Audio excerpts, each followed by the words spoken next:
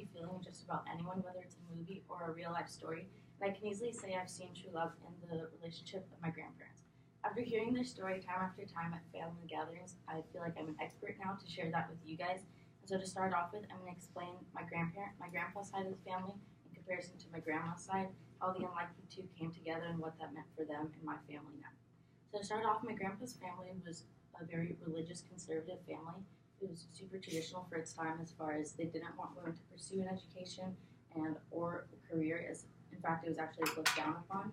But in contrast, my grandma's family was super progressive for where they were in the time and place. So they wanted her to focus on her education. They were very career driven and to just follow her dreams, knowing they would support her no matter what. So these two families were from different sides of town, different backgrounds, completely different, but somehow these two got together. So how that happened was my grandma saw a guy in the window of a store passing by, thought he was cute, just walking with his friend. And at the time, the equivalent of prank calling was just calling a random number, sparking conversation with a stranger, and kind of seeing where that would take you. So she soon found his number, found the number of the store in hopes that he would be the one to pick up the phone.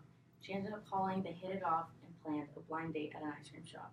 They go there, and today it's called love at first sight. They started seeing each other more and more often. Their relationship quickly progressed, and about like 3 months later, I would say, she introduced him to her parents in order to begin the wedding process. So at first, her family didn't really support their plans to get married just because they wanted her to pursue her career, continue her education, but seeing how happy he made her, they quickly changed their minds. His family, not so much. They didn't like how she was in school and was teaching, and he took a stance against his family and said, I'm going to marry her no matter what, you guys can be there or not. So 30 days until the wedding, he would drop a rose off at her doorstep, and every day he would add a rose, showing his romantic side. So by the end, there was 30 roses outside her doorstep.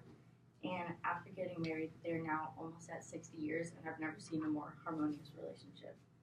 Reflecting on the story, you can see how against all odds, they made it work. Their relationship was a clash of cultures with completely different backgrounds, yet they made it work and created an amazing family with so many kids, and now that's why I'm here today. One thing I'm really proud of is how they violated the social norms for their time by following their hearts and being with someone they should have never actually crossed paths with. As a result, I kind of admire their story and the precedent it set for my family because it encouraged their kids, like my parents and my aunts, to follow their hearts and pursue their dreams. And I like how they push that now on me and my fellow cousins and the rest of the grandchildren.